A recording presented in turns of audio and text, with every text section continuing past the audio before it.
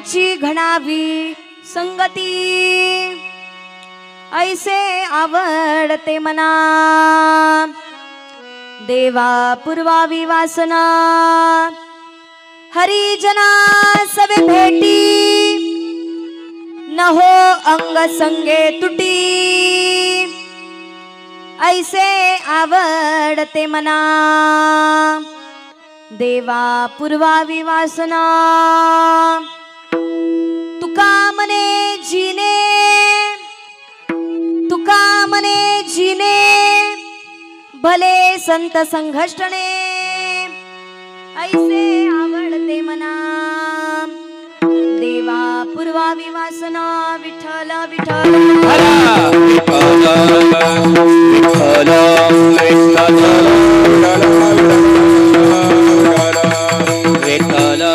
महायुग पिठे तटे भीमरत्यम, वरम पुंडलिकाय धातुन मुनीन्द्रम, समागत तिष्ठन्तमानन्दकन्दम, परब्रह्मलिंगम भजे पांडुरंगम, पांडुरंगा करू प्रथम नमन,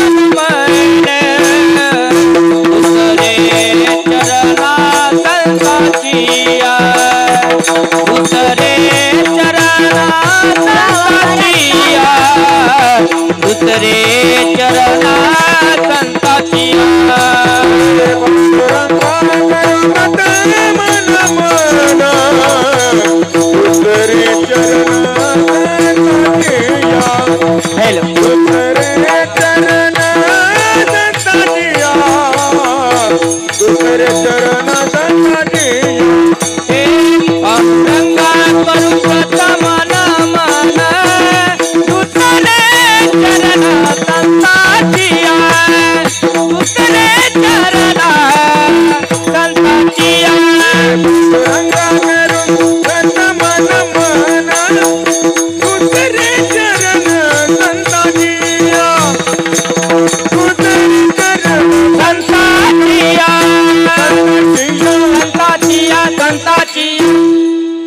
पांडुरंगा करू प्रथम मन, दुसरे चरण संताचिया, त्यांच्या कृपा दाणे कथेचा विस्तारू, बाबाजी सद्गुरु दास तुका, नमो सद्गुरु तुकया ज्ञानदीपा, नमो सद्गुरु सच्चिदानंद रूपा, नमो सद्गुरु भक्त कल्याण मूर्ती, नमो सद्गुरु भास्करा पूर्ण कीर्ती, ओम नमो ज्ञानेश्वरा करुणा करा दयाळा, तुमचा अनुग्रह लादलो पावन झालो चराचरी, मी कला कुसरी काहीच नेनो बोलतो वचने अति भाविका, एका जनार्दनी तुमचा दास त्याची आस पुरवावी, जयांचे केलिया स्मरण होय सकळ विद्येचे अधिकरण, तेची वंदू श्री चरण श्री गुरूंचे ते नमस्कारुणी आता,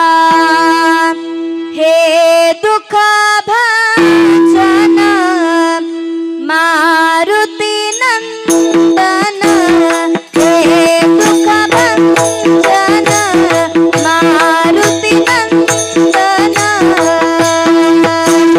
सुनलो मेरी पुकार पवन सुत विनती, बारंबार पवन सुत विनती,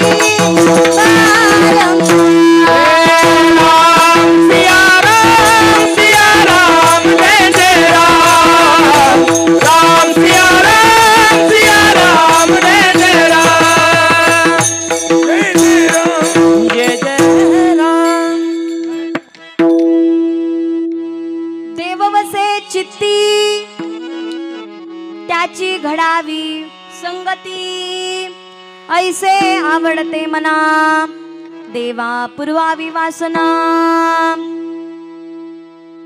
प्रस्तुत प्राप्त प्रसंगी कीर्तन रूपी सेवेकरता घेतलेला अभंग जगमान्य जगद्गुरु वैराग्याचे मूर्तिमंत पुतळे देहू निवासी श्री संत तुकोबार यांचा अतिशय महत्वाचा उत्कृष्ट असा गाथ्यातील संत सहवासाची खऱ्या अर्थाने मागणी करणारा अभंग आपल्या सर्वांच्या सेवेसाठी विठ्ठल विठ्ठल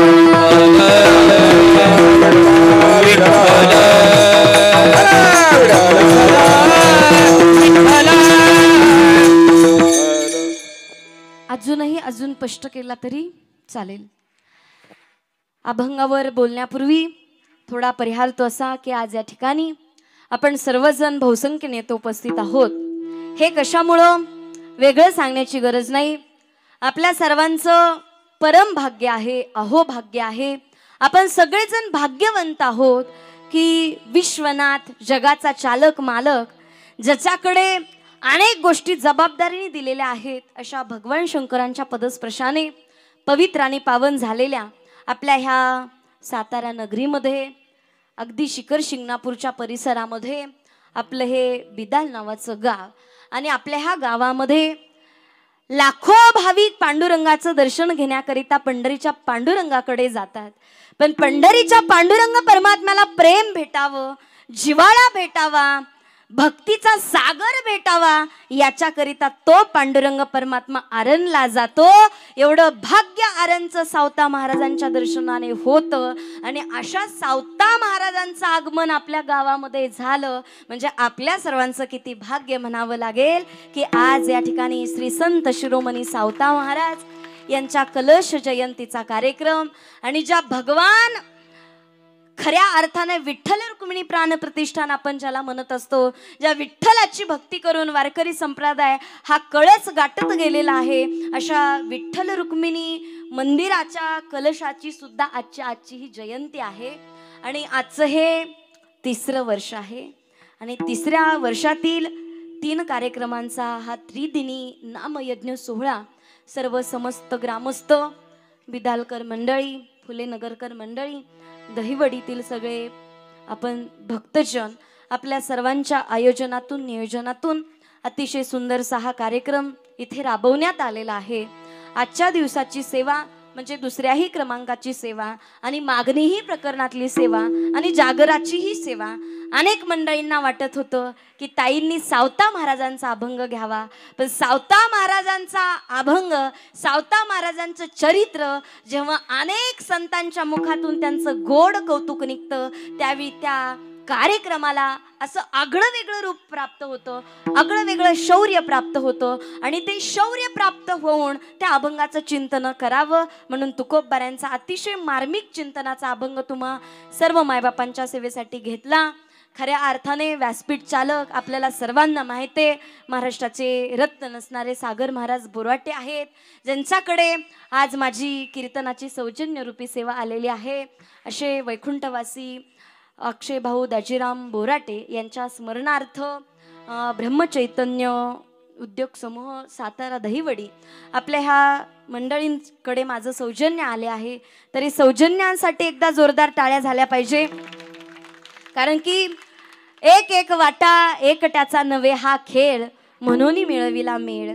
आज कीर्तनाचं सौजन्य जेव्हा गावातील काय ग्रामस्थ अभिमानाने स्वाभिमानाने घेत असतात, महाराजांची जबाबदारी मी घेतो, त्यावेळी अनेक मंडळी अशी तयार असतात की दादा मी सुद्धा तुझ्या सोबतीला आहे. मंडपाचं काय सौजन्य असेल तर ते सौजन्य मी घेतो. जे टाळकरी येणार आहेत त्यांचं सौजन्य मी घेतो. जे वारकरी येणार आहेत, जे ज्ञानेश गुरुकुलमधून आलेले मंडळी आहेत त्यांचं सौजन्य मी घेतो अशी म्हणणारी माणसं असतात. म्हणून एकीने कुणीतरी पुढे व्हावं लागतं आणि त्याच्यानंतर पाठोपाठ अन्नदान आहे. असं नाहीये की फक्त कीर्तनच ठेवलेलं आहे. आणि मी तर म्हणते फुले नगर मधले मायबाप खरंच हुशारच आहेत, कारण की अनेक ठिकाणी गेल्याच्या नंतर असा प्रसंग येतो, आता अनुभव आलेलाच एक कीर्तनाच्या निमित्ताने जातो माणूस बाहेर, तर काही काही ठिकाणी पंक्तीला 5-6 हजार लोक असतात आणि कीर्तनाला म्हणलं की महिला मंडळ किती बळच 200.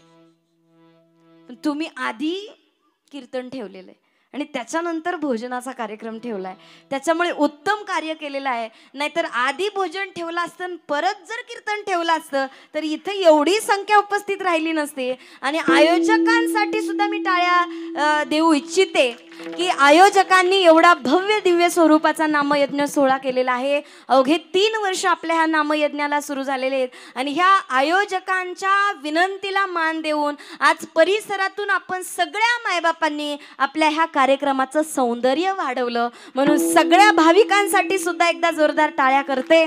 सर्व मायबापांच्या सेवा करण्याची संधी आज माझ्यासारख्या पामराला प्राप्त झाली. मीही माझं भाग्य समजते की उजळले भाग्य आता अवघी चिंता वारली. संत दर्शनी हा लाभ पद्मनाभ जोडला. ह्या न्यायाप्रमाणे सर्व मायबापांच्या चरणावर साष्टांग प्रणिपात करते. सुंदर गायनाचार्य आहेत.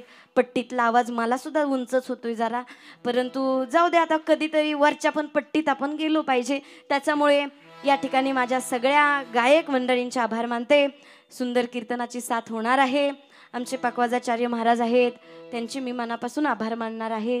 सुंदर सिस्टीम त्यांचे आहे, असे सिस्टीमवाले दादा आहेत. बसलेले सर्व मायबाप आहेत.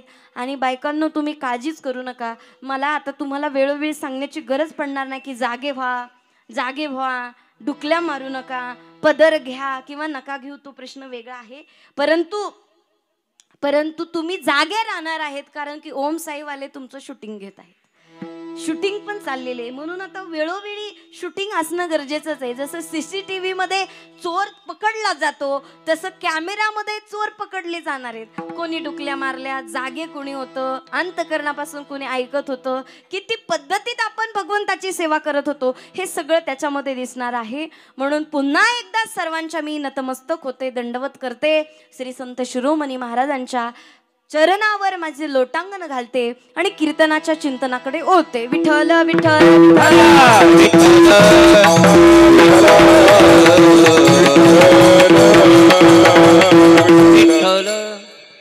अभंगाच्या माध्यमातून जगत वंदने जगद्गुरु तुकोबाराय यावत विश्वामध्ये जी संत मालिका होऊन गेली, त्या संत मालिकेच्या सहवासाचं महत्व तुकोबाराय अभंगाच्या माध्यमातून प्रतिपादन करतात की देव वसे चित्ती त्याची घडावी संगती. हे असं पाहिजे तर हुरूप येतो कीर्तनाला. त्याची घडावी संगती. संगती घडावी का विसंगती घडावी? बघा, मराठी किती अवघड आहे. त्याची घडावी संगती, त्याची घडावी संगती, पण त्याची घडावी संगती. विसंगती नकोय, संगती घडावी, जेणेकरून त्यांची आणि माझी संगती घडली तर मीच परमेश्वर आहे ह्या स्वरूपाला प्राप्त होईल. आणि त्या परमेश्वर स्वरूपाला प्राप्त होण्याकरिता भगवंता माझ्या मनाला लागलेली जी वासना आहे, जी इच्छा आहे, ती परिपूर्णतेला न्या. की हेच माझ्या मनाला आवडतं की आईसे आवडते मना देवा पुरवावी वासना. माझ्या मनाला ही वासना जागृत झालेली आहे आणि ती वासना तुम्ही परिपूर्णतेला न्या. आणि एकदा का ती माझी इच्छा परिपूर्णतेला गेली की माझा जो अंगसंग व्यवहार आहे, तो अंगसंग व्यवहार तुमच्यातून आणि माझ्यातून तोडू नका, तुमची आणि माझी नाळ तोडू नका. ही माझी तुमच्याकडे पराकोटीची भावना आहे, पराकोटीची विनंती आहे.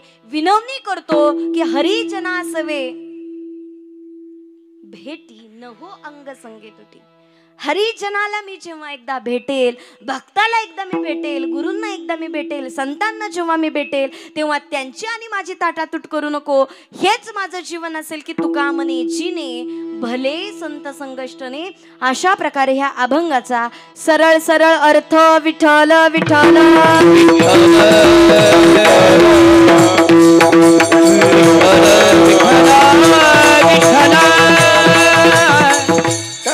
सरळ अभंगाचं चिंतन आहे. पण मायबापांना प्रश्न पडला असेल, महाराज एवढा अट्टास करायचा, अन्नदानाचा कार्यक्रम करायचा, कीर्तनकार बोलवायचे, टाळकरी बोलवायचे, गायक बोलवायचे, अनेक मोठ्या पद्धतीचा हा लाखो रुपयांचा या ठिकाणी खर्च आम्ही नामयज्ञ सोहळ्यासाठी करणार. का करायचा नामयज्ञ सोहळा? का करायचा जयंती कलशाची जयंती महोत्सव? का करायचा संत शिरोमणी सावता महाराजांची पुण्यतिथी जयंती? का करायची क्रांतीज्योती सावित्रीबाई फुले यांची जयंती? का करायची छत्रपती शिवाजी राजांची जयंती? का करायची जिजाऊमाँ साहेबांची जयंती? जयंती, का करायची राजमाता अहिल्यादेवींची जयंती, का करायची डॉक्टर बाबासाहेब आंबेडकरांची जयंती, का करायचा नामयज्ञ सोहळा, कशासाठी पुण्यतिथी, कशासाठी हा कार्यक्रम? तर त्याचं एकमेव निश्चित उत्तर आहे, महाराष्ट्र भूमी ही साधू संतांची देवदेवतांची भूमी म्हणून संबोधलं जातं. अशा भूमीमध्ये एक एक रत्न असं जन्माला आलं की ज्यांनी नामाच्या जोरावर भगवंताला आपलंसं केलं, नामाच्या जोरावर केलं, चिंतनाच्या जोरावर केलं, कर्माच्या जोरावर भगवंताला आपलंसं केलं, भक्तीच्या जोरावर भगवंताला आपलंसं केलं. स्वतःची शक्ती आणि आईची युक्ती स्वराज्य निर्माण करण्याची ताकद आपल्या महानरत्नाने केलं.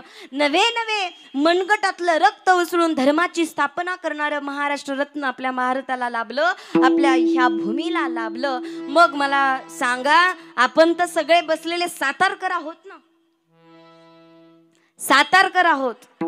आज महाराष्ट्राचा विचार नव्हे, भारताच्या इतिहासाचा जरी विचार केला तरी सातारा ही भूमी क्रांतिकारकांची भूमी म्हणून संबोधलं जातं. कारण की आज महाराष्ट्रामध्ये सुद्धा, आर्मीमध्ये सुद्धा जर कोणत्या जिल्ह्यातली पोरं असतील तर ती माझ्या ह्या सातारा जिल्ह्यातली आहेत. एवढी ताकद आपल्या भूमीची. मग मला सांगा, ह्या भूमीचं पावित्र्यपण, ह्या भूमीचं कुळपण, ह्या भूमीचं पावन करण्याचं कार्य, धर्माचं कार्य पुढे घेऊन जायचं असेल तर कीर्तन, भजन, नामचिंतनाशिवाय पर्याय नाही. आणि ते तुमच्या आमच्याकडून घडावं. आणि ज्या कुळात आपण सगळेजण जन्माला आलो, पवित्र ते कुळ, पावन तो देश, जेथे हरीचे दास जन्म घेती, हरिदासांनी ह्या भूमीमध्ये जन्म घेतला. भगवान शंकर ह्या भूमीमध्ये आले, नवे नवे क्रांतिकारक ह्या भूमीमध्ये जन्माला आले.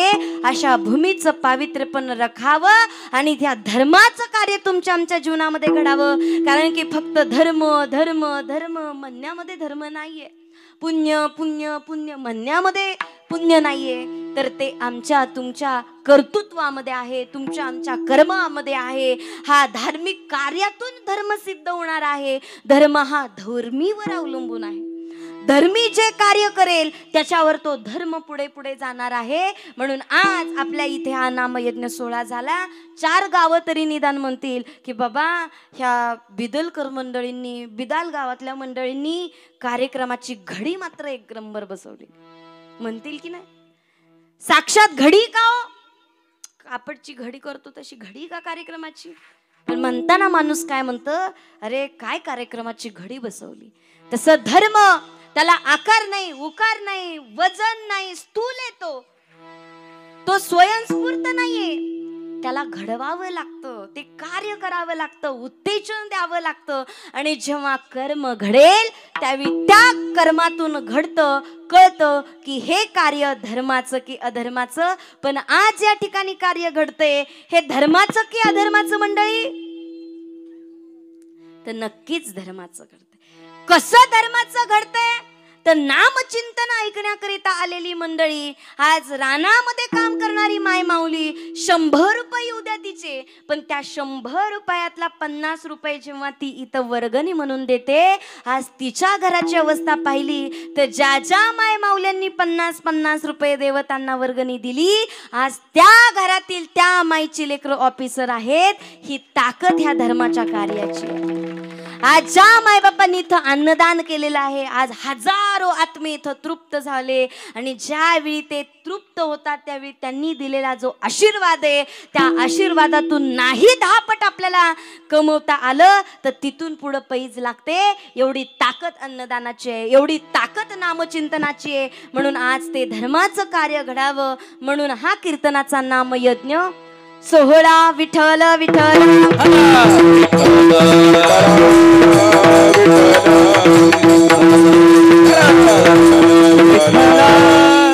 कारण की आज महाराष्ट्राचा, भारताचा विचार केला तर धर्माचं प्रबळ बळ हे कमी झालेलं आहे आणि अधर्माचं बळ वाढलेलं आहे.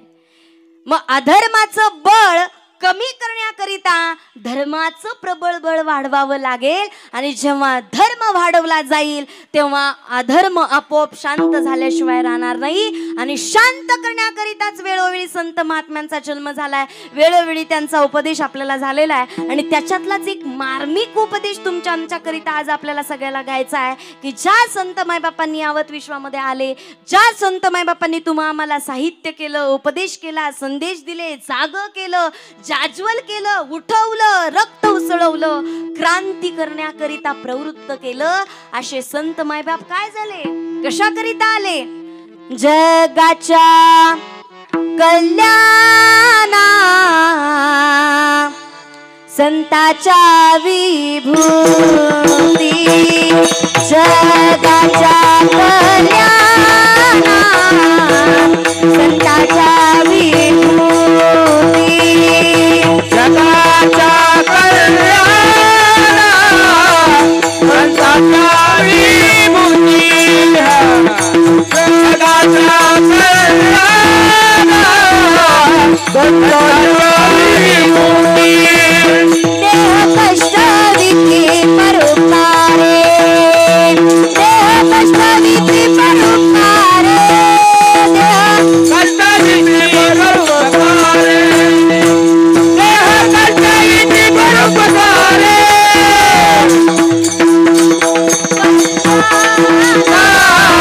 संताच्या विभूती, जगाच्या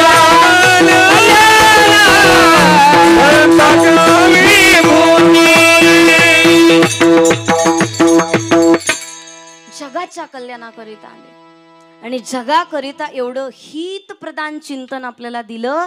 मग आज आपल्याला प्रश्न पडला आहे, मान्य आहे पवित्र कुळ आहे, पावन देश आहे, पण आम्हाला सगळ्याला प्रश्न पडलेत अनेक संख्य. इथं बसलेल्या मायबापापैकी कुणाचा तरी एक विचार असेल का हो? इथं पुरुष वर्ग बसले, त्यांचा विचार वेगळा, महिला मंडळांचा विचार वेगळा, टाळकऱ्यांचा विचार वेगळा. कोणीतरी एका मताचा आहे का? कोणाचं तरी साध्य एक आहे का? कोणीतरी एकसारखा विचार करतय का? कोणाला वाटतंय गायन यावं, कुणाला वाटतंय कॉमेडी यावी, कुणाला वाटतंय कीर्तन संपावं, कुणाला वाटतंय पंक्तीच्या पंक्ती बसाव्या लगेच, कुणाला काय पण वाटतंय. बरोबर ना महिला मंडळ? काही कुणाला वाटतंय बैदरी नशीब आज जरा गारटा तर कमी, नाही तर गारट्याची थंडी सोपी नव्हती, बायांना थांबवा तरी कीर्तनाला असा प्रश्न पडला होता. एवढी थंडी होती, पण आज जरा थंडी कमी आहे, त्याच्यामुळे जरा चलू देऊ आपण जरा 10-12 वाजेपर्यंत. 9 ते 11 असतंच की तसंही निवांत आपलं 11 पर्यंत 2 कीर्तन आपली मोकळ्या मनाने सांगायचंच आहे आपल्याला भव्य दिवस स्वरूप. तर असं काही टेन्शन घेऊ नका, 9ला म्हणजे 9लाच ओके करू, कारण की उद्या पण परत कीर्तनाला मला पोहोचायचे. तुम्ही परत कीर्तनाला येणार आहात पण मला पुन्हा पुन्हा जायचंय, त्याच्यामुळे वेळेत सगळा कार्यक्रम होणार आहे. कारण की पुन्हा जेवणाचा कार्यक्रम असल्यामुळे तळमळ असते, वेळेची मर्यादा असते, आयोजक मंडळींना टेन्शन असतं. काही काळजी नको. आपल्याला सगळ्यांना प्रश्न पडलाय, अनेक बसलेल्या मायबापांपैकी अनेकांचे मतभेद आहेत. कुणाला वाटतं देव आहे, कुणाला वाटतं देव नाही, कुणाला वाटतं तो ओळखायचा कसा, कुणाला वाटतं तो अनुभवायचा कसा, कुणाला वाटतं तो चाखायचा कसा. अनेक वेगवेगळे प्रश्न आहेत आपल्या सगळ्यांच्या पुढे पडलेले आहेत. मग त्याच्यातलं चिंतन मांडत असताना नामदेवरायांनी जसं त्यांच्या सगळ्या विद्यार्थ्यांना सांगितलं की तुम्हाला देव हा फक्त पाहता येणार नाही, सगुण निर्गुण, तो निर्गुण आहे, निराकार आहे, तो पाहता येणार नाही, पण अनुभवता मात्र 100% येईल.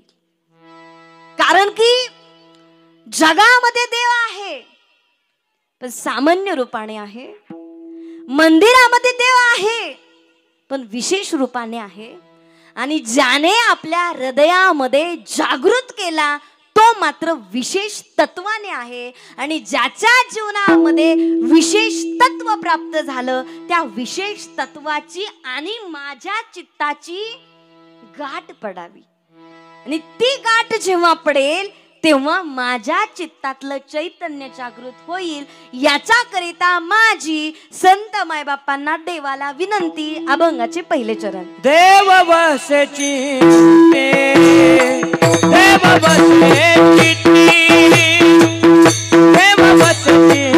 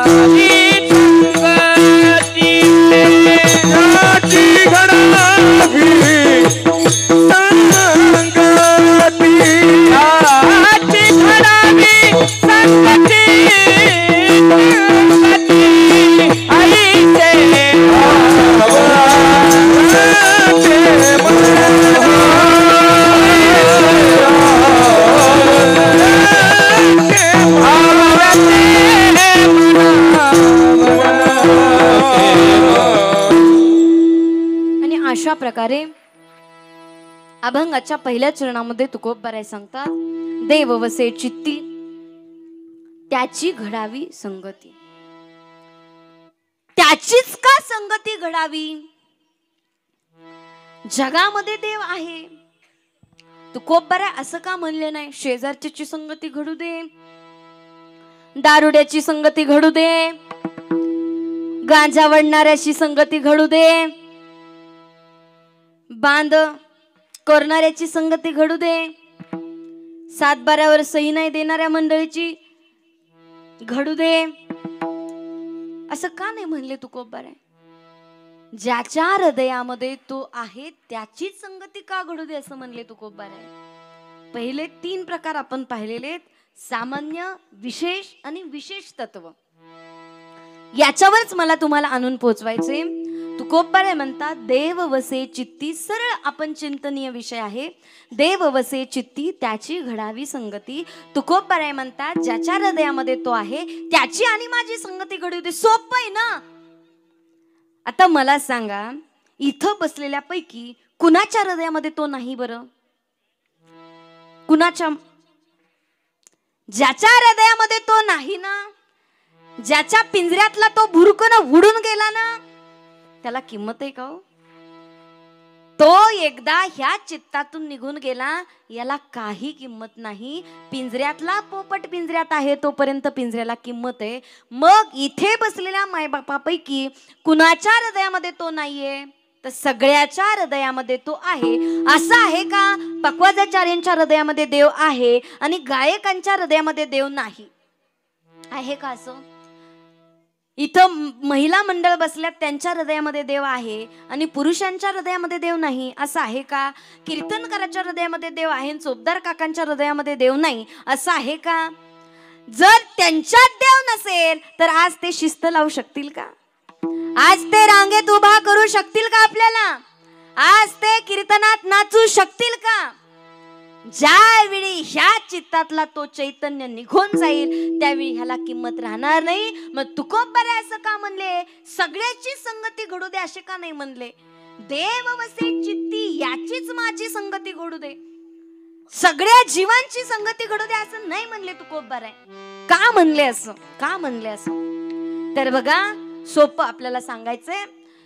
जळी स्थळी काष्टी पाशाणी सगळीकडे तो विठ्ठल जळी स्थळी भरला, रीता ठाव नाही कळलं. आज म्या दृष्टीने पाहिला विठ्ठलची विठ्ठल. आज मी दृष्टीने पाहिला, जळी स्थळी सगळीकडे विठ्ठल भरलेला आहे. कुठे भगवंत नाही असं नाहीये. अख्ख्या जगाला व्यापून टाकलं, नटलेलं विश्व असं म्हणतो, पण जगाच्या रूपाने नटलेला देव आहे. म्हणजे कुठे सुद्धा अशी जागा नाहीये की जिथे भगवंत नाही. म्हणजे सगळीकडे भगवंत आहे. पण तुकोबारायांना सांगायचंय, सगळीकडे जरी देव असला तरी तो सामान्य रूपाने आहे ना. आणि जिथं सामान्य असतं तिथं काही नसतंच ना. आहे देव सगळीकडे, पण सगळीकडे असणाऱ्या देवाला किंमत नाही. त्याच्यानंतर घरात भांडणं झाली, असं वाटलं की आत्महत्याच करावी. पण एखाद्या मित्राने सांगावं, अरे जा शिखर शिंगणापूरला जा, तिथं पांडुरंगाचं, भगवान विष्णूंचं, भगवंताचं दर्शन घेऊन ये, भगवान शंकरांचं. गेला तो, भगवान शिवांचं लिंग पाहिलं, माथ्याला भस्म लावला. आता वाटेल का आत्महत्या करावी?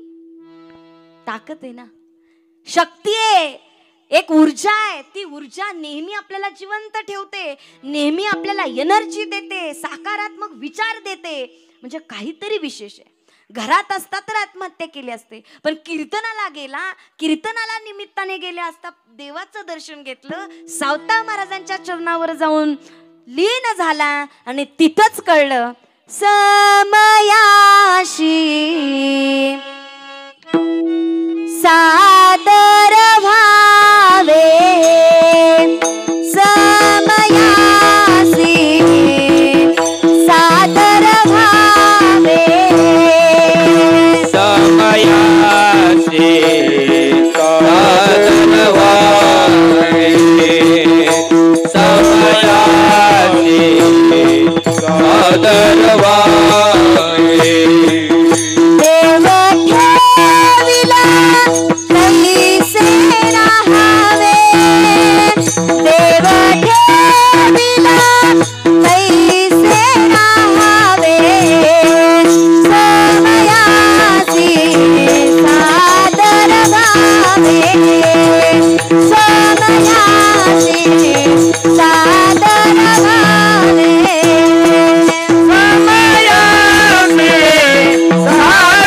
भावे समयाचे सादर भावे.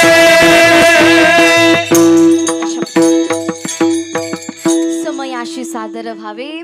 सावता महाराजांच्या चरणावर माथा टेकवला आणि समजलं की समयाला सादर व्हावं, परिस्थितीला सामोरे जावं, संकटाला सामोरे जावं. डोंगरा एवढं दुःख जरी असलं तरी परमेश्वराच्या दारामध्ये जेव्हा आपण जाईल, पांडुरंग परमात्म्याला पाहिल. अख्ख्या जगातले देव कुठेही जा, दुसऱ्या देशात जा, दुसऱ्या राज्यामध्ये जा, कोणत्याही देवाला जा, लांबून 3 फुटावरून दर्शन आहे, पण माझा पांडुरंग परमात्मा तुमची वाट पाहतोय. हो पंढरीशी जा रे आल्या नव संसारा.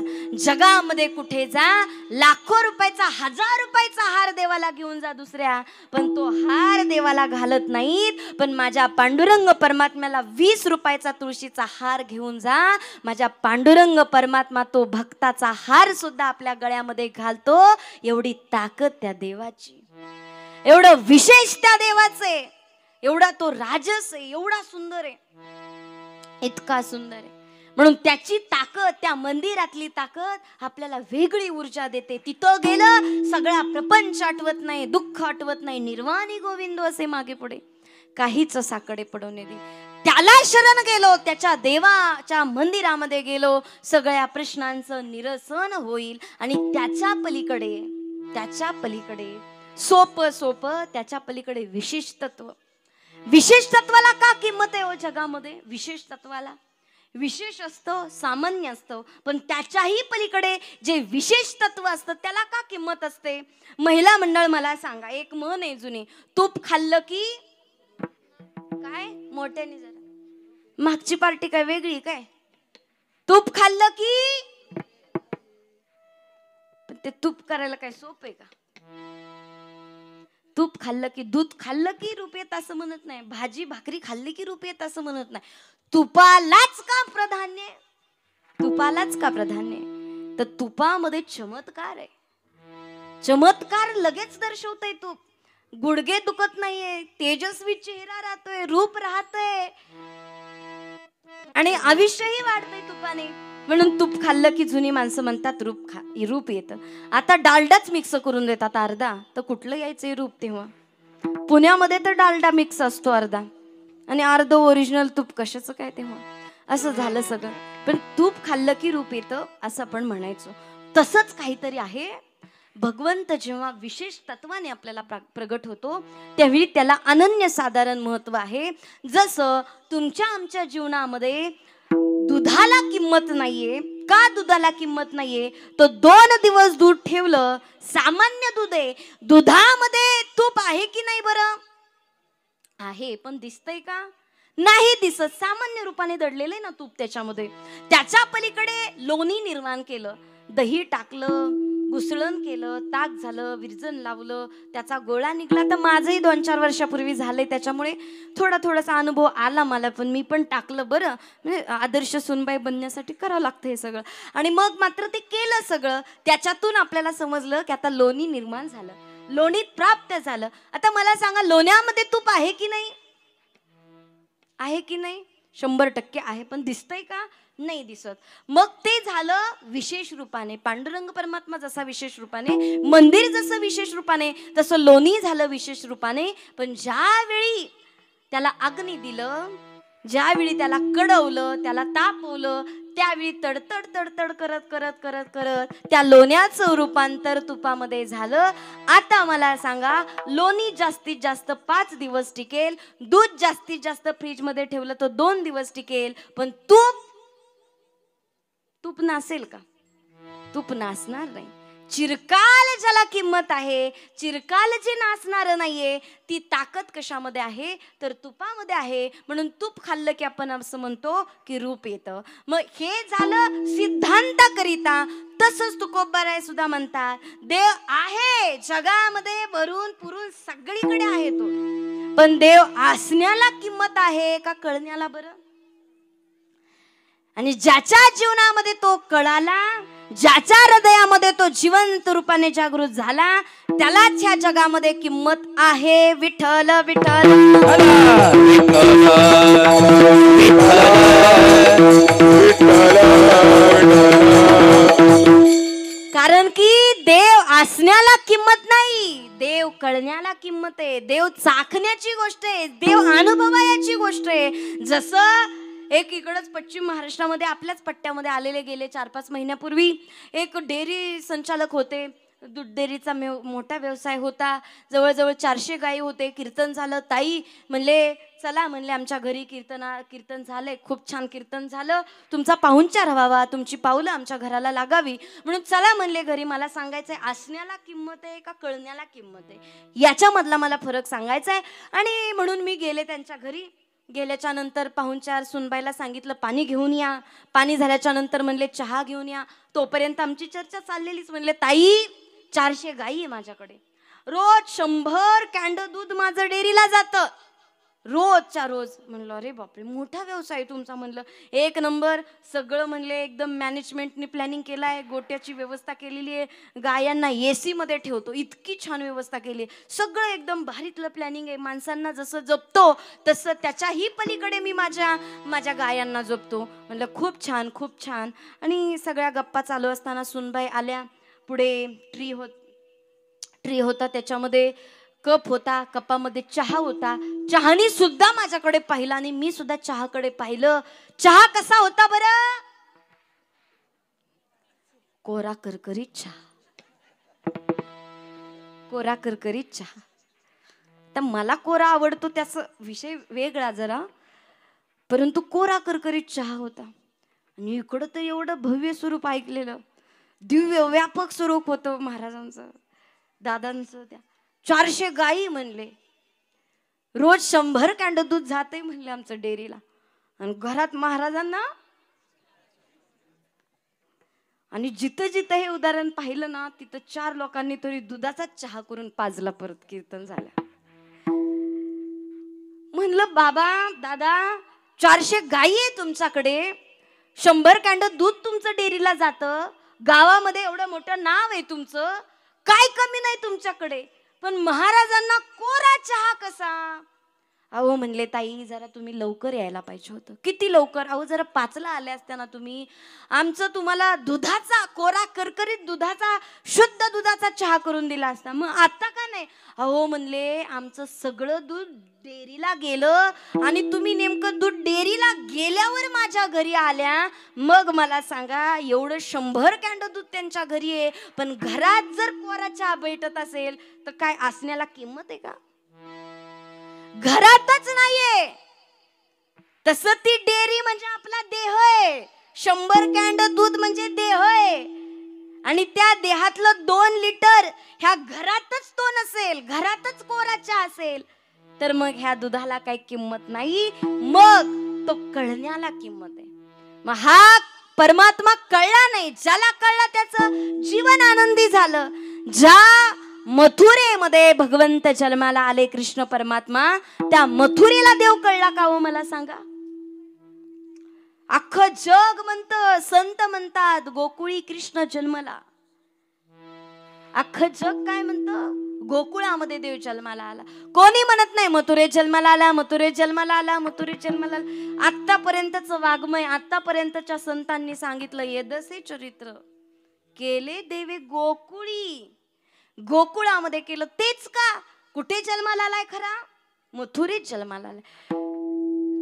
12 वाजता जन्माला आलाय. ज्या मथुरेत जन्माला आला, 12 वाजता कंस मामाच्या बंदी शाळेमध्ये जन्माला आला, ज्या देवकी मातेच्या पोटी जन्माला आला, ज्या वसुदेव बाबाचा बाप म्हणून संबोधित झाला, अशा ह्या सगळ्या गोष्टींमध्ये मथुरेला देव कळाला का मथुरेला कळाला नाही? ज्या कंस मामाचा तो भाचा, त्या भाचा असणाऱ्या कंसाला सुद्धा तो कळाला नाही. ज्या मातेच्या पोटी जन्म घेतला, माता सुद्धा म्हणते सोडा सोडा मिठी, लपवा लपवा जग जेठी, मातेला सुद्धा तो कळाला नाही. ज्या पित्याच्या पोटी त्याने जन्म घेतलेला, त्या पित्याला सुद्धा कळाला नाही. टोपलीमध्ये घेतलं आणि यमुनेच्या डोईमधून पलीकडे गोकुळाला निघाले.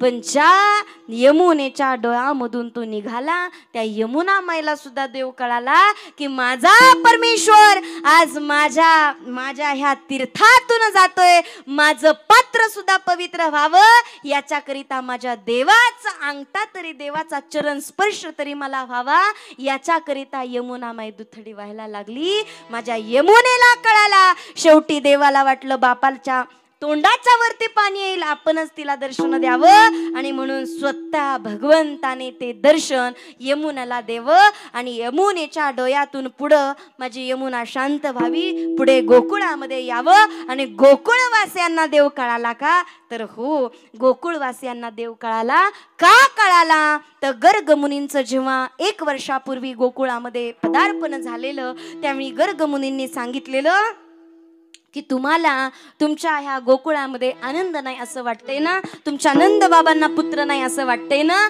तर तुम्हाला काय करावं लागेल? 1 वर्षाचं एकादशी नावाचं व्रत करावं लागेल. 1 वर्षाच्या आत तुमच्या ह्या गोकुळामध्ये आनंद नांदला नाही तर तिथून पुढे मला बोला. आणि मग मात्र त्या साधनेवर गोकुळवासी आरूढ होते. मग मला सांगायचं तात्पर्य असं की मनुष्य देह जेव्हा साधनेवर आरूढ असतो त्यावेळी त्या साधकाला भगवंता प्रचिती यायला वेळ लागत नाही.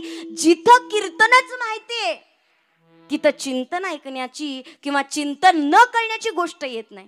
पण जिथं कीर्तनच माहित नाही तिथं कीर्तनकार चिंतन काय मांडणार? पण आज आपण सगळेजण कीर्तनातली माणसं आहोत, कीर्तनातलीच आहोत ना. का मंडप बदलला की तुम्ही बदलताय?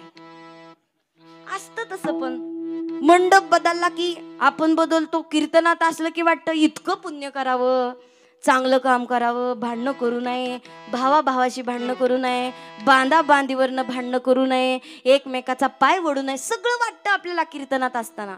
पण मंडप बदलला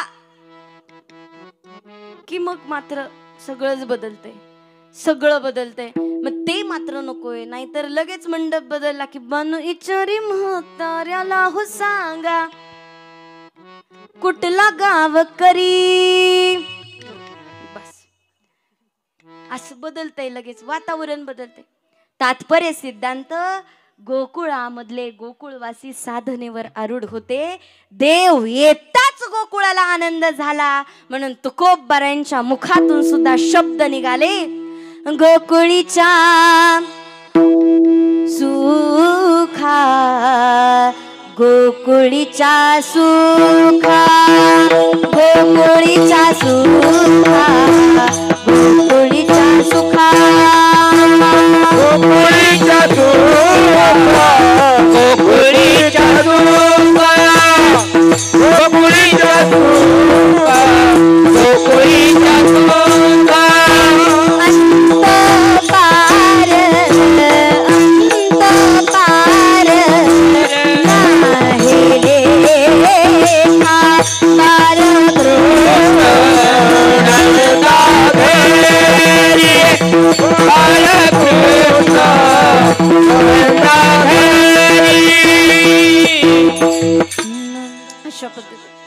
गोकुळीच्या सुखा, तुकोबारायांच्या मुखातून बोल निघले नसते की गोकुळीच्या सुखा अंत पार नाही लेका.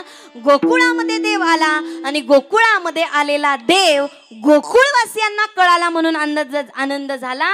म्हणून त्या आनंदाला पारावर राहिला नाही. मग तसंच आपल्याही जीवनामध्ये जेव्हा देव कळतो तेव्हा अज्ञान संपतं. आपण सगळे अज्ञानाच्या वाटेवर चालणारी माणसं आहेत म्हणून दुःख बांधवडी आपल्याला हा संसार वाटतो.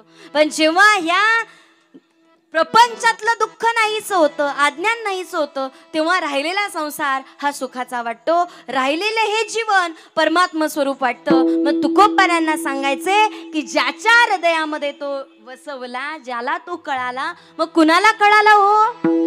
तर कळाला माझ्या जय बजरंगबली हनुमंतरायांना कळाला. हनुमंतरायांनी आपल्या हृदयामध्ये ह्या माझ्या भगवंताला ठेवलं. कुठे सीता माता म्हणतात देव तुझा, सगळीकडे चाललंय राम राम राम राम, अख्ख्या जगात राम आहे, मला सांग तुझ्या हृदयामध्ये आहे का? एका सेकंदाचा अवधी न घेता आपलं हृदय फाडलं आणि त्या हृदयामध्ये जगाचा मालक वास्तव स्वरूपाने दिसला. जय बजरंगबली हनुमंतरायांनी साठवला. कुणी साठवला? माझ्या सावता महाराजांनी साठवला. किती साठवला तर परीक्षा चाललीये, नामाची परीक्षा चालली, ज्ञानाची परीक्षा चालली, पण त्याच्यातून जिंकली ती प्रेमाची भरारी. प्रेमाची भरारी जिंकली. कुणी साठवला तर माझ्या सावता महाराजांनी साठवला. परीक्षा चाललीये. नामदेवराय आणि ज्ञानोबाराय भगवंताचं दर्शन घेण्याकरिता पंढरीला आलेत. पंढरीचा पांडुरंग परमात्मा दिसेना, मूर्तीत दिसेना, गाभाऱ्यात दिसेना, पंढरीत दिसेना, कुठे दिसेना. देव गेला कुठे? म्हणून त्या भगवंताच्या पाठलागा करत करत करत हे दोघे जण आलेत आता आरणमध्ये. जास्त वेळ आपल्या सगळ्यांचा न घेता थोडक्यामध्ये, कारण की ते सावता सागर आहे. सांगावं तेवढं सागर कधी संपणार आहे का? तसं ह्या जीवनामध्ये भगवंताचं चिंतन न संपणाऱ्यासारखं आहे. आणि मग मात्र पुढे पुढे पुढे पुढे आले, पाऊल टाकत आले, पाऊल टाकत आले, आले मात्र सावता महाराजांच्या मळ्यात. पण इकडे मात्र माझ्या देवाला कुणाशी गप्पा चाललेले सावता महाराजांची. सावता महाराजांना सांगताय, देवा काही पण करा, सावता महाराज काही पण करा, पण मला कुठेतरी लपवा. कुठे लपवू महाराज? इथे केळीची बाग आहे, कापसाची बाग आहे, ऊस आहे, कुठे फुलांची झाडे, कुठे लपायचे तिकडे लपा. अरे माझ्या पाठीमाग जे चोर लागलेत ते काही साधे साधे नाहीयेत. नामाचा ज्ञानाचा चोर माझ्या पाठीमागे लागलाय. ते तर ऊसातून आणि कापसातून तर मला लगेच शोधतील. अशा ठिकाणी लपवा जिथे मला कोणीही शोधणार नाही. मग मात्र आता पांडुरंग परमात्मा आलेला न्याहारीच्या वेळी. पण संत मायबापांचं जीवन काय असतं? देह जावो अथवा राहो, पांडुरंगी दृढ भावो. अगदी पाणी प्यायला गेलेले माझे सावता महाराज, त्या काळी काय असायची? पाट असायची. त्या पाटामध्ये हातपाय धुतले आणि ओंजळीमध्ये पाणी घेतलेलं. त्या पाण्यामधनं आपल्या मुखामध्ये ते पाणी जाणार, त्यावेळी त्या पाण्यामध्ये भगवंताचं प्रतिबिंब पडलेलं. मला सांगा सावता महाराजांना किती आनंद झाला असेल. सावता सागर प्रेमाचे आगर, धन्य त्याची माता, साठविला दाता त्रैलोक्याचा. किती धन्यता असेल. असं जीवन असावं की ज्या जीवनाने गावाला धन्यता प्राप्त झाली पाहिजे. गावाचं गाव न राहता क्षेत्र झालं पाहिजे. आपल्या मायबापाचं जीवन हे मायबापाचं सामान्य जीवन न होता धन्यतेचं जीवन व्हावं. आणि तुमच्या आमच्या जीवनासाठी अशा जीवाची संगती लाभावी की परिसासारखा लोखंडाला स्पर्श जरी झाला तरी त्या लोखंडाचं सोनं व्हावं. एवढी जीवनाची तत्परता, एवढी जीवनाची साधना सावता महाराजांच्या जीवनाची होती. असा तसा भगवंत हृदयामध्ये स्थिरावला नाही. इकडून मात्र ज्ञानोबाराय आणि नामदेवराय येतात, पाहतात भगवंत कुठे दिसेना. माझा देव कुठे? तर माझा देव कुठे नाहीये. हा माझा देव माझ्या हृदयामध्ये. नामदेवराय सांगतात, हा देव ज्ञानोबाराय तुम्ही कुठे शोधू नका. हा देव कुठे असेल तर हा माझ्या सावता महाराजांच्या हृदयामध्ये स्थिरावलाय. अख्ख्या जगामध्ये त्याला शोधलं तरी तो सापडणार नाही. तो कुठे लपलेला आहे तर त्या सावता महाराजांच्या हृदयामध्ये दडलेला आहे. म्हणून आमची सुद्धा देवाला विनवणी की देव वसे चित्ती त्याची घडावी संगती. आणि ती संगतीच माझ्या मनाला आवडते असं तुकोबारायांना अभंगाच्या दुसऱ्या चरणामध्ये सुद्धा. चला मी तिथं गेल्यावर आवडते. एवढं प्रेम येते. ज्ञानोबाराय सांगतात, माहेरचा दगड जरी भेटला ना मुलीला तरी त्याला सुद्धा पुजून ठेवील. एवढी माहेरावर प्रेम करते ती मुलगी. एवढं प्रेम आहे आपल्या मायबापावर, एवढं प्रेम आहे. माहेरची माणसं जरी भेटली तरी किती आनंद असतो. मग आपल्या सगळ्यांचं जे माहेर आहे, आपल्या ह्या पुरुषांचंही माहेरघर आहे आणि आपल्या सगळ्या महिला मंडळींचंही माहेरघर आहे. मग जायचं का माहेराला? तर सगळ्यात आपलंच महत्वाचं माहेर आहे. चला माहेराला. मी जे म्हणेल ते तुम्ही फक्त मोठ्या आवाजात, कारण की फक्त मी एकटीनेच कीर्तन करावं असं नाहीये. तुम्ही पण जरा प्रोत्साहन दिलं तर, आवाज दिला तर बरं होईल. म्हणून पुरुष वर्ग तुम्ही महिला मंडळींचं ऐका, काय सुरात गातात बघा. मनात भरली पंढरी,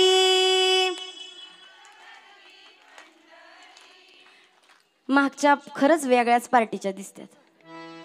अगं काहीतरी बोला तुम्ही, तुमचीच आहे मी, आवाज आला पाहिजे. आता मला कसं माईक आहे पण तुम्ही इतक्या जणी, तुम्ही माईकला पण फिकं पाडलं पाहिजे.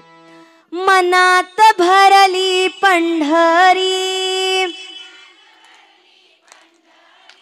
जाईन म्हणते माहेरी. पंढरीच्या दरबारी बाई नाचत हसत.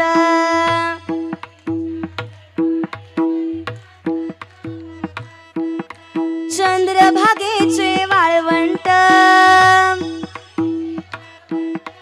तेच आमुचे वैकुंठ. पंढरीच्या दरबारी बाई हसत नाचत.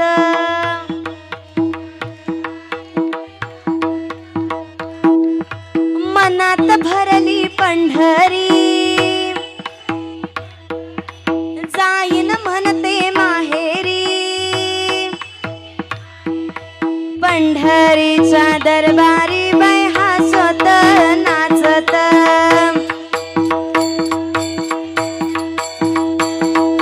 पंढरीच्या दरबारी बाई हसत नाचत. वा वा वा, छान मस्त. अशा पद्धतीत पंढरीला गेलो, पांडुरंग परमात्म्याचं दर्शन घेतलं, पुन्हा कीर्तनामध्ये आलो आणि तुकोबारे म्हणतात, हेच माझ्या मनाला आवडतंय, याच्या पलीकडे माझ्या मनाची आवड नाही. आणि मनाला जी भूक लागलेली आहे, मनाची जी वासना निर्माण झालेली आहे, ती वासना माझी परिपूर्णतेला न्या. कारण की इच्छा जरी केली तरी इच्छेची विरुद्धार्थी शब्द अनिच्छा होऊ शकते, पण वासनेला मात्र दुसरा शब्द जोडता येत नाही. म्हणून ही माझी वासना आहे आणि ती वासना तुम्ही माझ्या जीवनाची परिपूर्णतेला न्या. आणि एकदा का मात्र माझ्या जीवनामध्ये परमार्थ साधला, संत संगत साधली, भक्तीच्या जीवनावर मी आरूढ झालो. आता मात्र त्याची आणि माझी नाळ जीवनामध्ये तुटू देऊ नको, ही माझी तुझ्याकडे प्रार्थना. की हरिजना सवे भेटी, न हो अंग संगे तुटी. अंग आणि संग, अंग संग. अंग कशा करिता, तर कर्म करण्याकरिता. कर्मे इशू भजावा. जगामध्ये कर्माचा सिद्धांत मांडणारे क्रांतिकारक आधुनिक संत जर कोणते झाले असतील तर ते सावता महाराज झाले. की ज्या सावता महाराजांनी 12व्या शतकामध्ये अंधश्रद्धा निर्मूलनासारखी कामं केली, ज्यांनी आधुनिक क्रांती केली. रानामध्ये ठेवलेला दगड म्हसोबा महाराजांच्या, तो दगड जर बांधावर ठेवला तर पटकीचा रोग येत नाही, तर एकमेकाच्या रोगामुळे अनेक रोग पसरले जातात. त्या काळी त्यांनी सिद्ध केलं. पण आज आपण काय करतो, तर बांधावचा दगड बांधावरच ठेवतो, देवाचा नसला तरी सुद्धा ठेवतो. का, तर भावकीला अडचण व्हावी आणि त्याच्यातूनच गुंतून जातो. माझा भाव एवढा मोठा झाला, त्याच्याकरिता मी काय कटकारस्थान केल, याच्यातच तुमच्या आमच्या जीवनाची आयुष्याची पिढी ना पिढी चाललेली. माझी शेती, माझी भांडणं, माझी भावकी, माझा बंधू, याच्या पलीकडे आपण जीवनच पाहिलं नाही. पण कधीतरी त्या सावित्रीमाईंचा आदर्श आठवा, कधीतरी त्या छत्रपती राजांचं चरित्र वाचा, ज्या चरित्रातून समजेल की हे जीवन काय आहे. देव पाहण्याची गरजच पडणार नाही, स्वतःच आपण देव आहोत. देव पहावयासी गेलो, तेथे देवची होणी ठेलो. इतकी ताकद ह्या देहाची, एवढी परिवर्तनशीलता आपल्याला देहाची करता येऊ शकते. पण याच्यातून बाहेर पडलं तर त्या उमरातलं, जसं आतमधल्या त्या उमराच्या झाडातल्या त्या फळातले ज्या आळ्या असतात, त्या आळ्यांना जसं वाटतं हे उंबरच आपलं विश्व आहे. त्यांनी कधी बाहेर येऊन पाहिलंच नसतं की एवढं मोठं विश्व आहे. विश्वव्यापक कल्पना ठेवा, हे विश्वची माझे घर, अशी मती जयाची स्थिर, किंबहुना चराचर आपणाची झाला. जेव्हा जगाला आपलं म्हणेल तेव्हा जग आपल्याला आपलं म्हणल्याशिवाय राहणार नाही. ही ताकद तुमच्या आमच्यामध्ये निर्माण करावी लागेल, क्रांती करावी लागेल. त्या काळी त्या सावित्रीमाईंना 2 जानेवारीला जयंती आहे ती सावित्रीमाईंची. मला अभिमान वाटतो, मी एक महिला असताना, मुलगी असताना, स्त्री असताना आज महाराष्ट्राच्या, भारताच्या कानाकोपऱ्यापर्यंत जाण्याची संधी प्राप्त होते. केवळ सावित्रीमाई, केवळ जिजाऊ माता, केवळ अहिल्यादेवी, केवळ ह्या संत बहिणाबाई, मुक्ताबाई, ह्या संत मायबापांनी जो आदर्श आमच्या पुढे उभा केला, त्याच्यामुळे एवढी मोठी प्रेरणा भेटली. अहो, त्या काळामध्ये एवढी किचकट परिस्थिती होती. आज मुलींना पुढे जाण्याकरिता कुणाचाही विरोध नाही, कुणाचाही विरोध नाही. त्या काळी घोड्यावर स्वार होऊन झाशीची राणी बनून युद्ध करायच्या महिला. आज तर ते राहिलेलं नाहीये. त्या काळी माझ्या ज्योतिबांना सावित्री म्हणतात, मला एक साडी हवी आहे. 2च साड्या होत्या सावित्रीमाईंना, 2च. फक्त काय म्हणल्या ज्योतिबांना, मला एक साडी हवी आहे. तेव्हा ज्योतिबा म्हणतात, महात्मा ज्योतिराव फुले म्हणतात, तुला साडी कशासाठी हवी आहे? त्यावेळी सावित्रीमाईंनी सांगावं आणि आपल्याही डोळ्यामध्ये पाणी यावं. सावित्रीबाई सांगतात, जेव्हा मी हातामध्ये पाटी घेते, कपाळावर लाल भडक कुंकू असतं, हिरवगार ते नऊवारी लुगडं असतं, डोक्यावर पदर असतो, हातामध्ये पुस्तक असतं, आडवं कुंकू असतं, कानात लिकर्ण फुलं असतात, पायात टसटसणारी जोडवी असतात आणि तुमच्या पावलावर पाऊल टाकत आत्मविश्वासाने जेव्हा मी रस्त्याने चाललेले असते, त्यावेळी त्या रस्त्यावरची जी कर्मठ माणसं आहेत, ती माणसं माझ्या अंगावर चिखल टाकतात, माझ्या अंगावर शेण टाकतात, माझ्या अंगावर दगड टाकतात, दगड्यांनी मार खावा लागतो. माझी साडी शाळेमध्ये जाईपर्यंत सगळी खराब होते. तिथं गेल्याच्या नंतर मला माझी साडी खराब झालेली असते. ती खराब साडी घालून मी माझ्या मुलींना शिकवू शकत नाही. तिथं गेल्यावर मला साडी बदलण्याकरिता मला अजून एक साडी हवी आहे. आज तुम्ही मला सांगा, माझ्या त्या सावित्रीमाईंना एक साडी भेटली नाही, पण आज लाखो समूह, उद्योग समूह करून, बचत गट करून, जगाची पंतप्रधान महिला बनून आज राज्याचा कारभार हाकणारी महिला शक्ती निर्माण झाली. त्या काळी जर ती क्रांती सावित्रीमाईंनी केली नसती तर आज कुठे असतो आपण?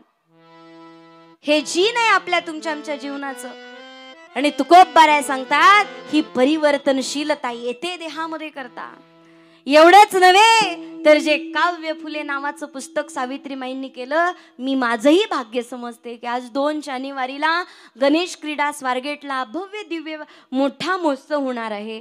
41 कविता ज्या सावित्रीमाईंनी केल्या, ज्या कवितेमध्ये ज्योतिबा आहेत, माहेरची वाट आहे, शिक्षण आहे, शूद्रादी शूद्रांचा देव झाले परमेश्वर, पती परमेश्वर, हे जे ज्ञान त्यांनी समाजापर्यंत पोहोचवलं, आज त्याची काव्य फुले नावाचं प्रकाशन माझ्यातर्फे एक सावित्री म्हणून माझ्याकडून ते होणार आहे. हे माझंही भाग्य समजते की आज एवढी मोठी जबाबदारी आज माझ्याकडे सगळ्या बांधवांनी सोपवली.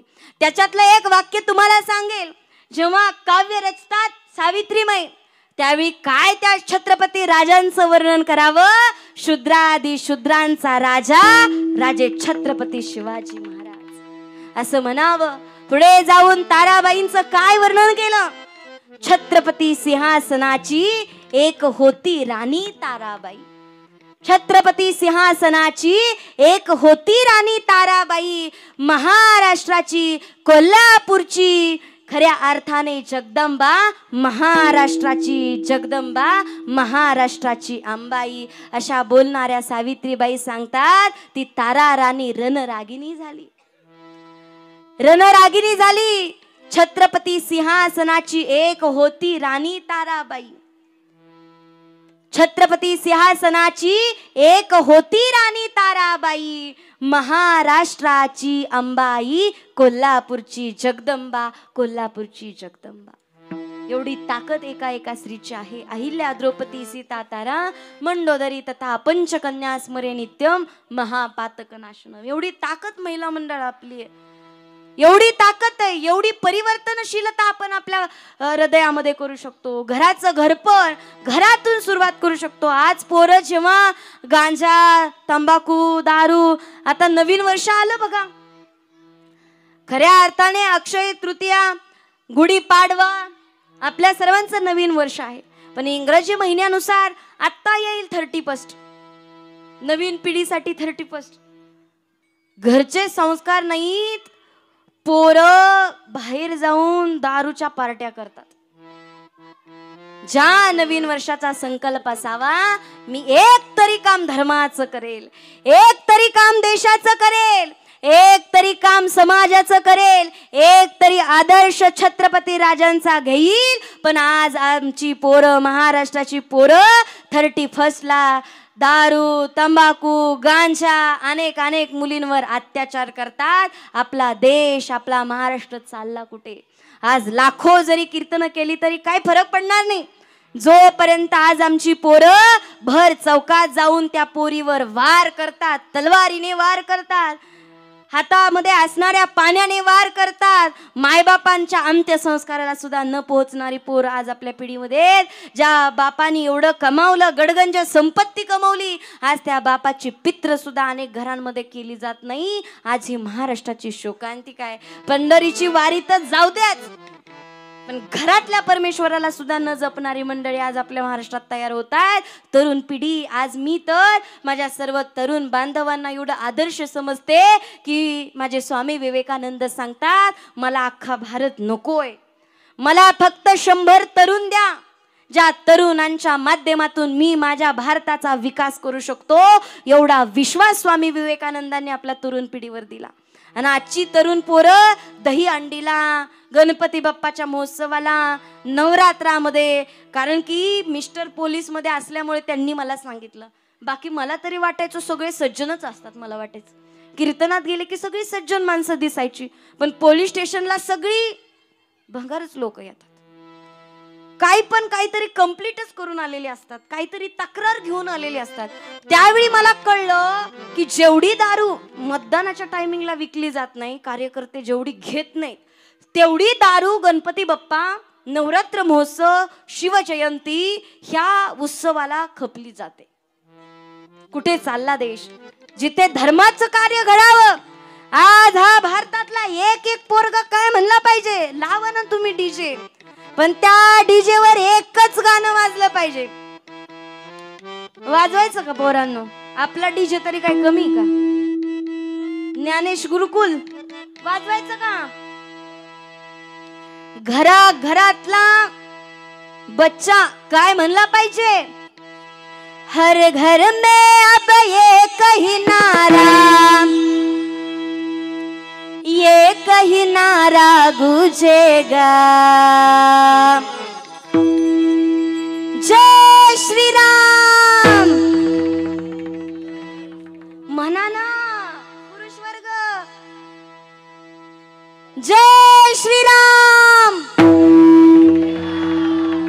भारत का बच्चा बच्चा जय जय श्री राम बोलेगा, भारत का बच्चा बच्चा जय जय श्री राम बोलेगा, भारत का बच्चा बच्चा जय जय श्री राम बोलेगा, भारत का बच्चा बच्चा जय जय श्री राम बोलेगा. हर घर में एक ही नारा गूंजेगा, बोला जय श्री राम. जय श्री राम. भारत का बच्चा बच्चा जय जय श्री राम बोलेगा, भारत का बच्चा बच्चा जय जय श्री राम बोलेगा, भारत का बच्चा बच्चा जय जय श्री राम बोलेगा, भारत का बच्चा बच्चा जय जय श्री राम बोलेगा. जय श्री राम. बोला जय श्री राम. ही ऊर्जा आणि असं वादळ पेटलं पाहिजे. हे वादळ पेटल्याशिवाय काय होत नाही बघा. मग वादळ कसलंही वादळ असू द्या, कसलंही वादळ पेटलं पाहिजे.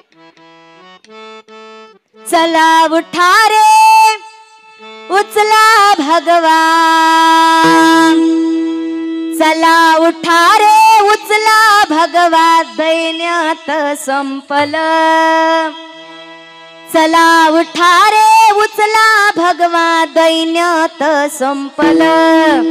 आलं आलं आलं आलं आलं गड्यानो भगवा वादळ आलं आलं आलं आलं आलं आलं गड्यानो भगवा वादळ आलं आलं आलं आलं आलं गड्यानो भगवा वादळ आलं आलं आलं आलं गड्यानो भगवा वादळ आलं चला उठा रे उचला भगवा दैन्यात संपलं दैन्यात संपलं आलं आलं आलं आलं आलं गड्यानो भगवा वादळ आलं आलं आलं आलं आलं आलं गड्यानो भगवा वादळ आलं आलं आलं आलं आलं गड्यानो भगवा वादळ जय शिवराय आलं आलं आलं आलं गड्यानो भगवा वादळ शिवाजी महाराज की जय भगवा म्हणजे प्राणा भाला भगवाची शाना भाला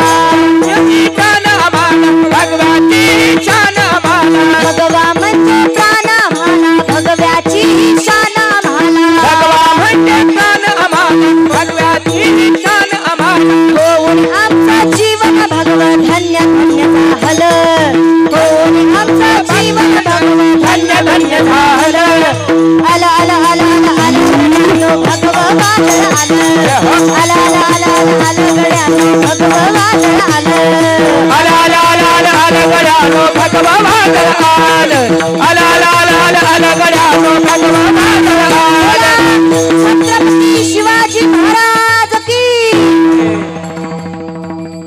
सर्वांसाठी जोरदार टाळ्या माझ्या ह्या सगळ्या लाडक्या गुरुकुल मधल्या वारकरी बालगोपाळांसाठी टाळ्या कारण की भारताची उज्ज्वल भविष्याची पिढी आहे आणि असं रक्त उसळलं जाईल तेव्हा काहीतरी परिवर्तन घडेल कारण की देह परिवर्तनाचा आहे पण आम्ही मात्र याच्याही पलीकडच्या चिंतनात गुंतलो आता भगवं वादळ म्हणलं की काहींना वाईट वाटलं भगवच का पिवळं पण येऊ द्या की पिवळच का हिरवं येऊ द्या की हिरवच का निळ येऊ द्या की निळच का काळ येऊ द्या की वादळ कोणतंही असू द्या त्याच्यातून एकच संदेश घ्यायचा आहे रंग कोणताही असू द्या भगवा असू द्या पिवळा असू द्या निळा असू द्या काळा असू द्या हिरवा असू द्या अनेक रंगबेरंगी अनेक सगळे रंग असू द्या रंग कोणताही असू द्या पण त्या पताकाला उभी करणारी जी नाळ आहे त्या पताकाला उभा करणारा जो बांबू आहे तो बांबू मात्र एकतेचं प्रतीक आहे म्हणून नका करू भेद करत बसलो तर समावेशी काहीही घडू शकत नाही भारत भूमी ही समावेशी देश आहे सगळ्यांना सांभाळून घेणारा देश आहे सगळ्यांना आपल्या हृदयामध्ये घेणारा हा देश आहे पांडुरंग परमात्मा जसा भक्ताला सगळ्या आपल्या हृदयामध्ये घेतो तसा आपला देश हा सगळ्याला सामावून घेणारा आहे भगव्यामध्ये त्या क्रांतिकाराचं रक्त दडलेलं आहे पिवळ्यामध्ये त्या क्रांतिकारकाचं रक्त दडलेलं आहे अनेक क्रांतिकारक होऊन गेले त्या क्रांतिकारकांच्या जाती शोधण्यापेक्षा संत मायबापांच्या जाती शोधण्यापेक्षा त्यांनी जो जगाला एकतेचा प्रतीकेचा संदेश दिला एकतेचा संदेश दिला तो एकतेचा संदेश घेऊन पुढे जाऊ आणि खऱ्या अर्थाने तेच तुमचं आमचं जीवन आहे अभंगाचे शेवटचे चरण तुका म्हणे जीने तुका म्हणे जीने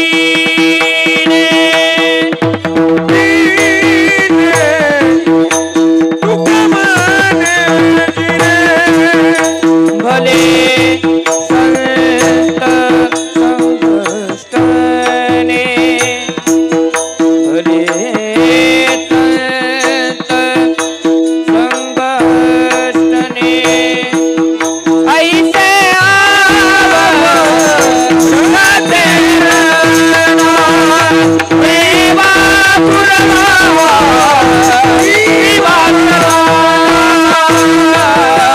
पुरवा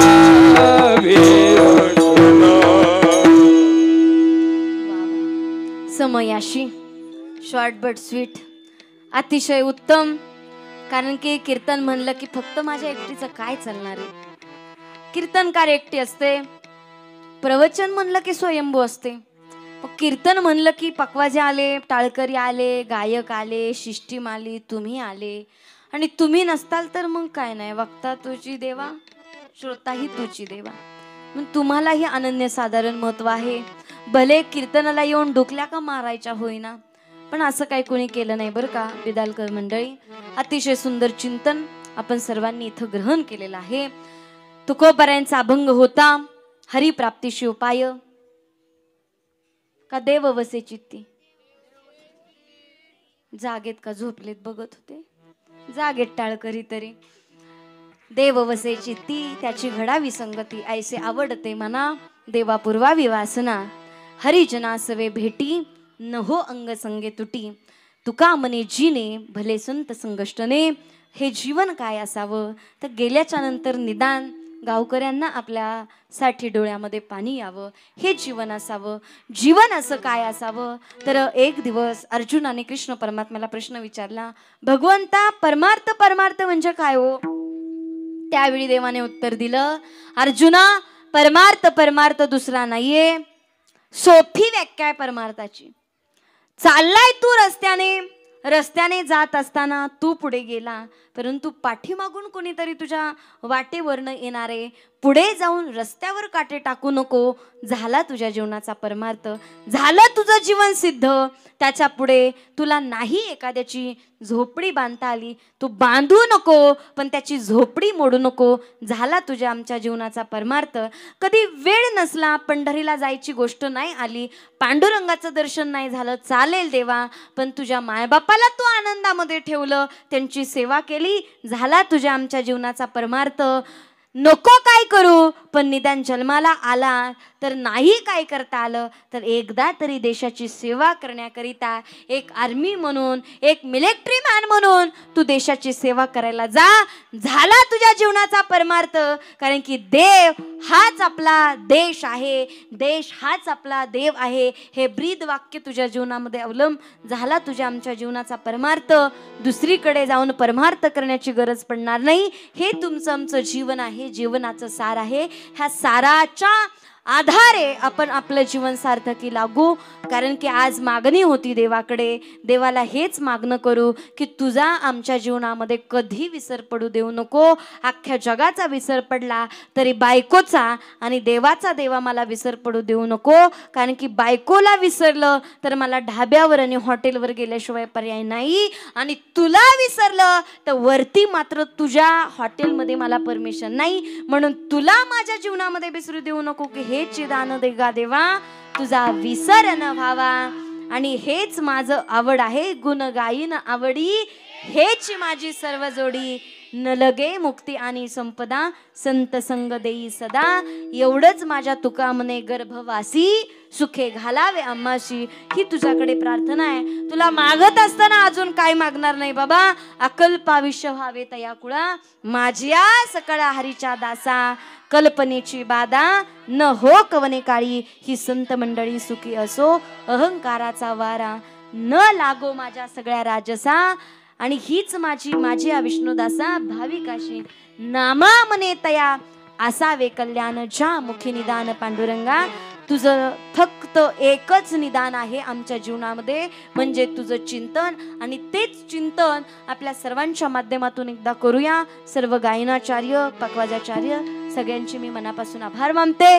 खऱ्या अर्थाने आपल्याला सगळ्याला माहिती आहे आपल्या भागामध्ये महान महान रत्न होऊन गेलेले आहेत. त्याच्यातीलच महाराष्ट्रातील नामांकित कीर्तनकार आपले सागर महाराज सुद्धा आपल्या सर्वांच्या माध्यमातून आज महाराष्ट्रात चमकलेले आहेत, एक रत्न आहेत. परंतु आपल्याला सगळ्याला माहिती आहे जीवन जगत असताना अनेक वेगवेगळ्या गोष्टींना आपल्याला सामोरे जावं लागतं. अशा पद्धती सर्व सप्ताह कमिटीचे मी मनापासून आभार मानते. आपल्याला भगवंताचं नामचिंतन करायचं आहे. वेळ आपल्या कीर्तनाची झालेली आहे, म्हणून टेन्शन घेऊ नका. सर्वांनी जागृत व्हा, जागे व्हा, आहे त्या जागेवर नीट बसा आणि प्रेमाने भगवंताचं भजन करूया. विठोबाने हार घातला आणि हारातून एक संदेश मनातल्या मनात उपस्थित झाला. देवाला फुलांनी विचारलं, देवा मलाच का हो चरणाशी आणि त्यांना का हो गळ्याशी, असं का केलं. तर त्यावेळी फुलांना देवाने सांगितलं, अरे तुम्ही तुमच्या हृदयामध्ये सुई आरपार नेली नाही रे, आणि एकमेकाला गुंफलं नाही, त्याच्यामुळे तुम्हाला चरणाशी जावं लागलं. आणि ह्या फुलांनी काळजामधून आरपार सुई घालू दिली. आणि मग मात्र एक एक गुंफत गुंफत गुंफत त्याचा हार झाला आणि त्यावेळी तो हार माझ्या गळ्यामध्ये येऊन पडला. म्हणून आरपार जावं लागतं भक्तीसाठी, आरपार समर्पण करावं लागतं आणि त्या समर्पणातून भक्ती सिद्ध होत असते. एकीचं बळ अनेक अनेक गोष्टींसाठी आपल्याला महत्वाचं असतं. म्हणून एकमेका सहाय्य करू अवघे धरू सुपंत अतिशय सुंदर. आणि म्हणून बसलेल्या सगळे मायबापाचे आभार मानते ज्यांच्याकडे आज माझं सौजन्य होतं. कारण की सौजन्य म्हणलं की आपल्याला सगळ्याला फार मोठी जबाबदारी असते. कीर्तनकार येतात का, आणि बसलेल्या सगळे मायबापांचं आपल्याला सगळ्याला माहिती आहे की हे जीवन जगत असताना ह्या सगळ्या गोष्टी अतिशय महत्त्वाच्या असतात. कीर्तनाचा कार्यक्रम पार पाडत असताना अन्नदानाची आज ज्यांच्याकडे पंगत होती, गावकरी मंडळ, आपल्या सर्वांचे मी मनापासून आभार मानते. आज दाजीराम भाऊ बोराटे यांच्याकडे आज माझं कीर्तनाचं सौजन्य होतं. त्यांच्याही जीवनामध्ये भगवंताने देव देश धर्म याची पुनरावृत्ती पुन्हा पुन्हा सेवा करून घ्यावी ही मी श्री संत शिरोमणी सावता महाराजांकडे प्रार्थना करते. सुंदर आपली ज्यांच्याकडे शूटिंग झाली, आपल्याच भागातलं वैभव, आज कोणते कीर्तनकार त्यांच्या चॅनलवर नाहीत असं नाही, अनेक मोठे मोठे कीर्तनकार आहेत आणि शून्यातून विश्व निर्माण करणारे आमचे या ठिकाणी भाऊ आहेत. ओम साई क्रिएशन, अनेक अनेक वेगवेगळे कीर्तन आपल्याला आपल्या ह्या चॅनलवर पाहायला भेटतात. त्यांचेही मी मनापासून आभार मानते. बसलेल्या सर्व मायबापांचे, माईक सिस्टीमवाल्या दादांचे, आपल्याला सर्वांना माहिती आहे वक्ता हा जन्माला येत नसतो, त्याला घडवावे लागते. आणि माझ्याही जीवनामध्ये आज झी टॉकीज, झी मराठी, शेमारू, अवघा रंग एक झाला, अनेक वेगवेगळे यूट्यूब चॅनल, सावित्री, अनेक हे सगळे महाराष्ट्रातील सगळ्या गोष्टी माझ्या साध्य झाल्या, अनेक अनेक राहिलेले आहेत. हे कशामुळं तर केवळ तुम्हा सगळ्यांच्या आशीर्वादामुळे होत असतात. श्री संत हरिहरी बाबांच्या पदस्पर्शाने पवित्र पावन झालेल्या कोर्टी करमाळा भूमीमध्ये आज श्री संत हरिहरी बाबा वारकरी शिक्षण संस्था कोर्टी अतिशय सुंदरशी कार्यरत आहे. आपली जशी ज्ञानेश गुरुकुलमधली मंडळी आहेत, मुलं आहेत, तशीच आपल्या संस्थेमध्ये मुलं आहेत.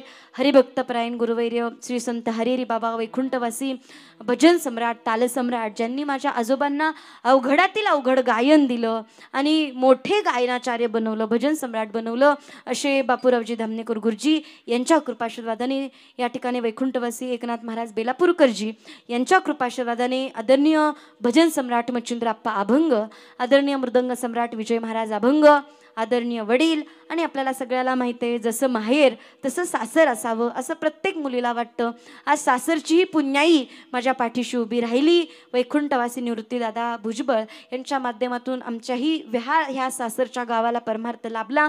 त्यांच्याही कृपाशीर्वादाने मी तुम्हा सर्वांपर्यंत पोहोचू शकते, बोलू शकते. आपल्या सर्वांकडून अशीच देवाची, देशाची, धर्माची, आईवडिलांची सेवा घडावी ही मी पांडुरंगाच्या चरणी प्रार्थना करते, सावता महाराजांच्या चरणी प्रार्थना करते.